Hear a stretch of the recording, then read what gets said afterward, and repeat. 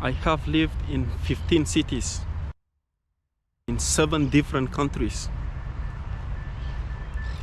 Not as a tourist, but long enough to start over every single time.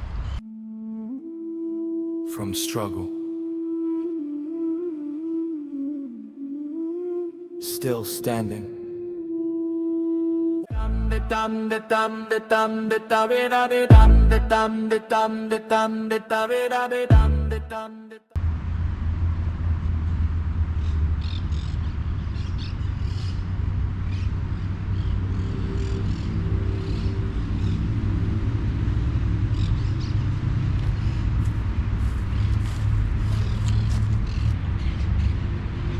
Hello Grit Tribe, welcome back for another video. So this is the part 2 of our video regarding migration.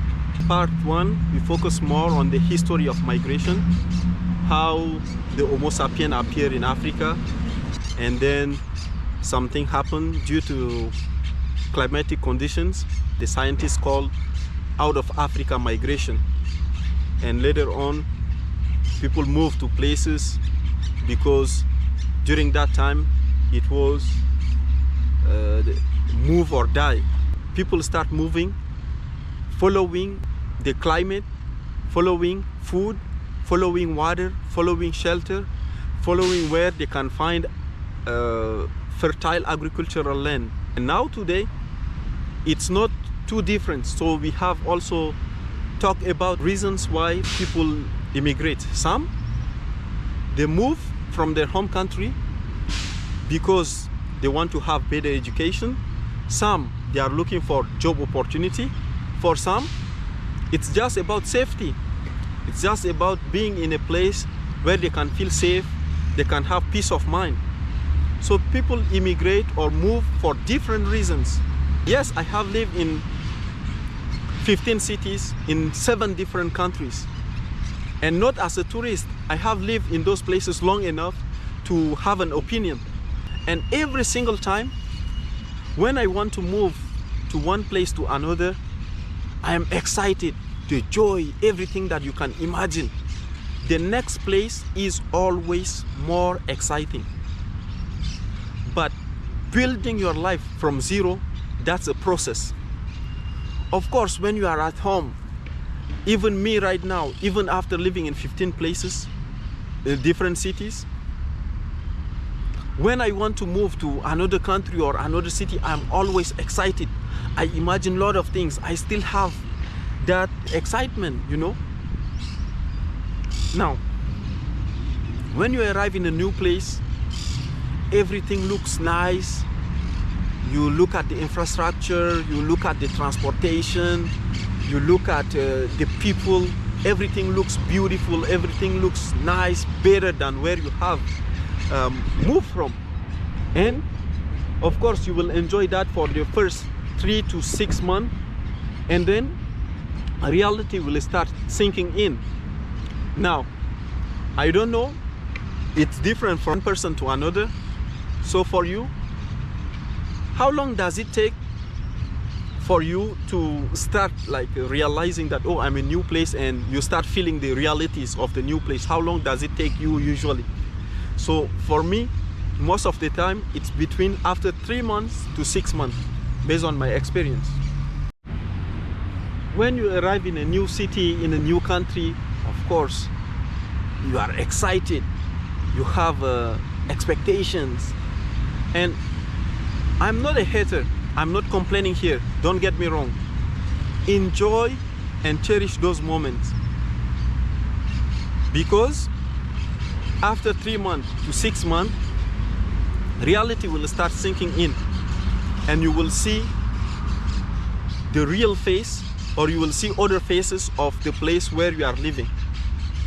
So when that happens, when it comes to, for example, integration, maybe you move for studies and you are happy to be in a new country, learning a new language, maybe trying to get a new job, you will be excited.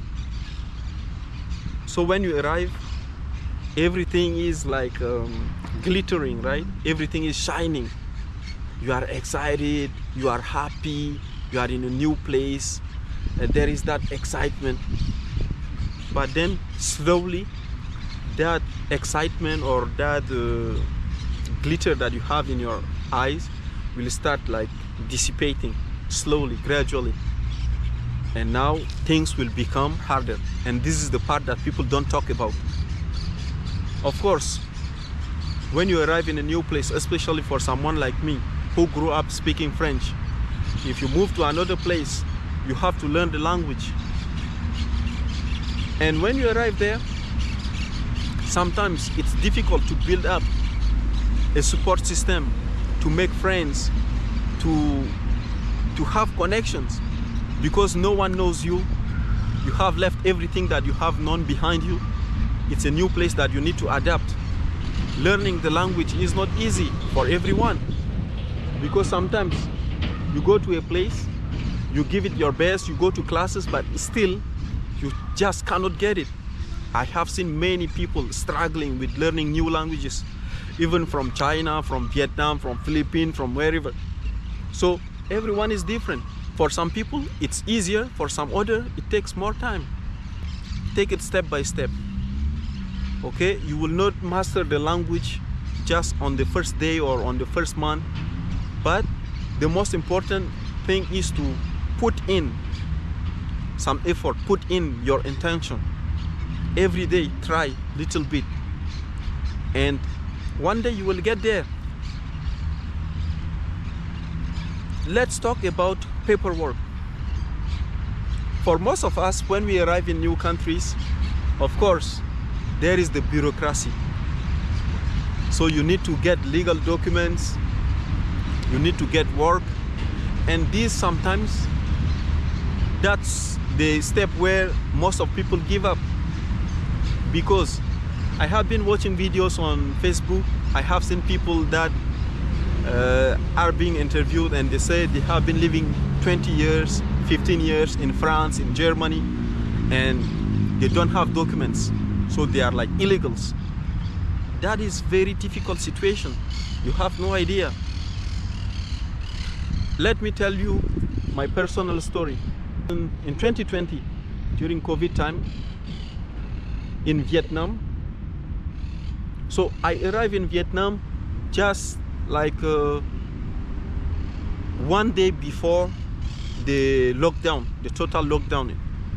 And during that time, in the building that I'm living, different people from South Africa, people from the UK, from the US, from Australia, people from Finland,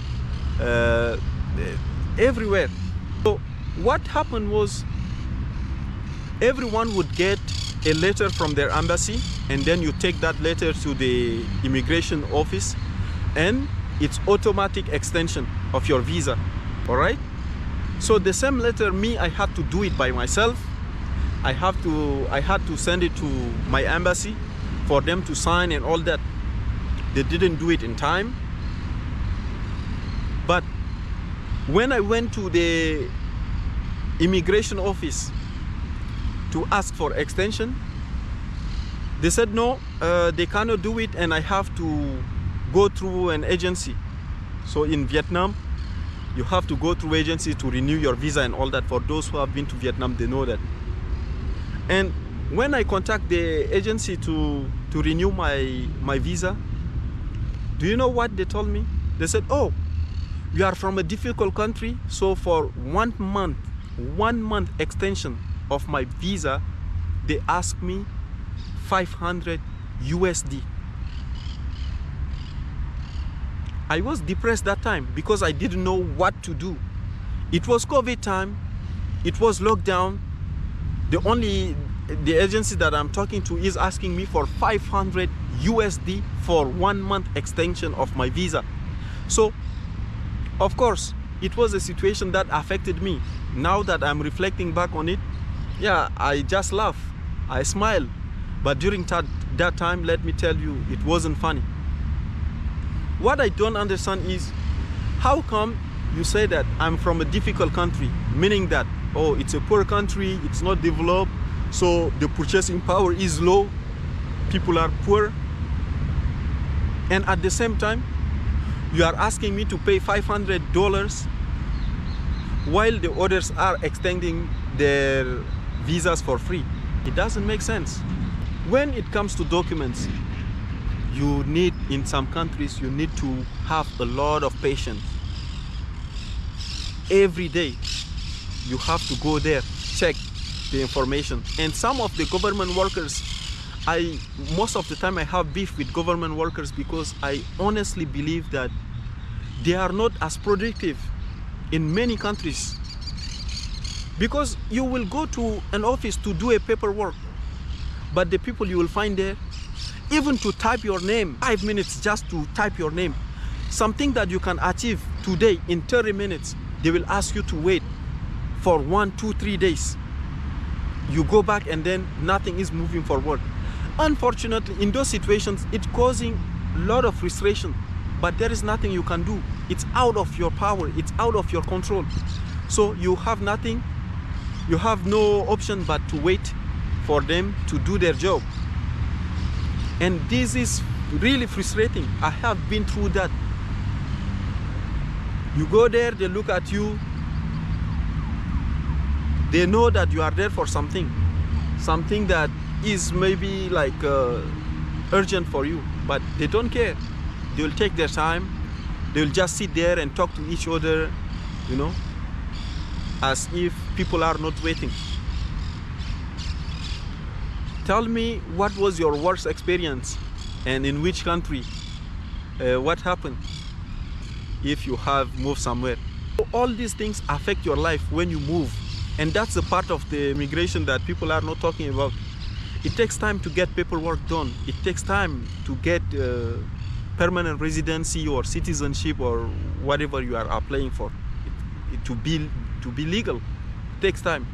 You know, I love countries like Estonia and other countries that are really improving the bureaucracy to make it less paperwork based and more like digital. I hope most of countries will adopt that. It makes things easier. You can apply, you just check online and see how your things are moving. I really hope that more countries will adopt that and will make life of migrants a little bit easier, because the bureaucracy with the paperwork, you go with this document, they said no, it's not this one, you have to bring this document. It's tiring, it's exhausting sometimes, but that's the price that you have to pay when you move from one place to another. You have to go through that. In some countries it's harder than others. Opening a bank account, if you have kids, register them, putting them into school. And for some, if you are not working online and you have to apply for jobs, you have to update your resume, you have to go to interviews, you have to... It's not easy, guys. It's a price to pay for a better life, for safety, for whatever you are looking for. And we are paying that price with joy, with smile in our faces. People back home, they have no idea. They keep putting pressure on you. They want you to assist them financially, even though they don't know what are the realities that you are going through. They don't understand that. For them, you are abroad, maybe you are in a better country, you are using a better currency, maybe euros, maybe dollars, and then they are expecting you to solve their problems. You are a hope for them, you know. So you have to send money back home, you have to support the family. Everyone is exposing, everyone is telling you their stories, their struggles. But how many will take their phone and call you just to know how you are doing, how are things moving on with you, how are things going with you in a foreign land? What are the difficulties that you are going through? Most people don't do that. When they call you, they just want to expose their own problem, and if you can assist them most of the time financially, because for them you are abroad, you are in a better country, you are in a first world country, or you are in a developed country, so you have the finances to to solve their problems. You know, you are doing better because they see you wearing clothes, taking pictures, so everything looks nice.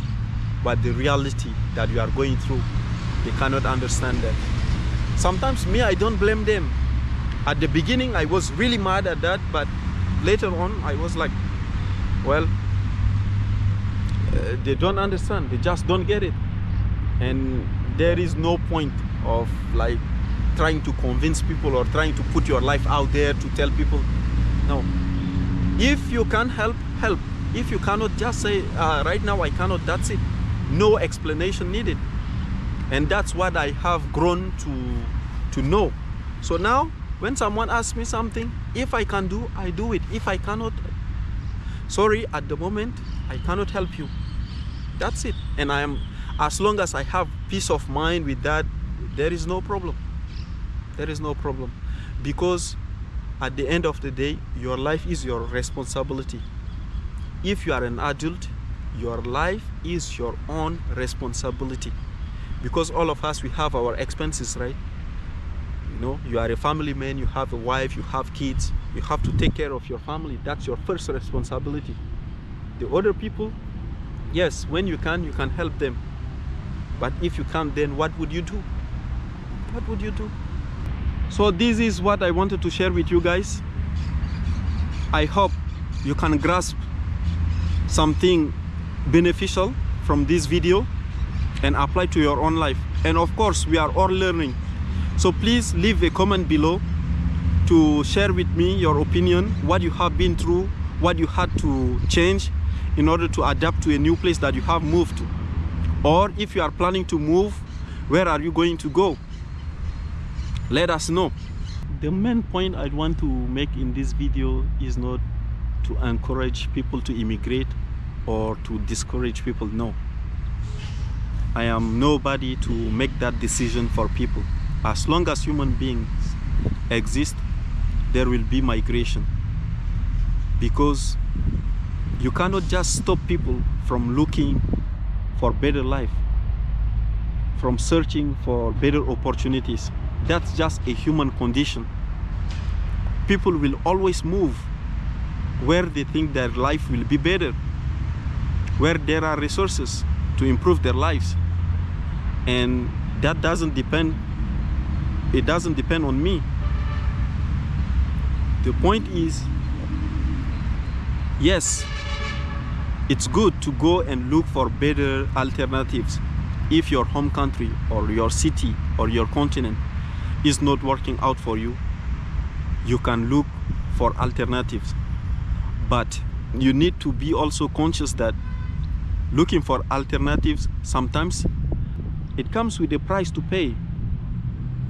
Everywhere, there is no place on earth where it's easy. No, there are places that have more opportunities, yes. But does it mean that as long as you reach there, as soon as you land there, you will make it? No. Because there are people that were born in those places, but they are still struggling too. So what proves that, or what is the guarantee that you, as soon as you land, you are going to make it? It's not a guarantee. There is no guarantee. But as long as you are ready to sacrifice, go with that mind, with that flexibility to adapt, to learn, to start from zero, then I think you will be fine. Because again, moving is easy. Moving is easy. But building life from zero, it's a process. It takes time. It takes a lot of patience. It takes some adaptability. So are you ready to do that? Are you ready to go through all these hurdles? Are you ready to face all these mountains to improve your life? That's the question that you need to answer. I don't have a response for you. You need to answer this question by yourself. If that's something that you are ready to do, then okay. But if you are not ready to go through all that, the isolation, sometimes even the depression, the bureaucracy, the uncertainties. If you are not ready to face or go through all that, I think it will be better for you to just stay in your country. Sometimes when I see online people say, home sweet home, there is no place like home, I smile and I say, well, it depends on who's speaking. Because what if home means hunger? What if home means death? What if home means being unemployed? What if home means prison? Is it still home sweet home? You can answer that on your own. And many people, I think, can relate to that. So now let's define what is home. I don't think there is only one definition that will suit everybody. So for you personally, what is home? Where is home? What does it look like? What does it represent? Is it a geographical place? Or is it more about a state of mind? Personally, after 15 cities in 7 different countries, I can tell you this. Home is where I find peace. Home is where I find love. Home is where I find stability. Home is where I can have a sense of freedom. Home is where I can feel safe. Home is where I can feel that my life is being improved. Okay? Home is where I can project myself, having some root and then grow. Please like, comment and share on this video. I will be eager to read your comments. And as I always say, on your way to where you want to be, please don't forget to be happy. Thank you very much. See you on the next one. Dum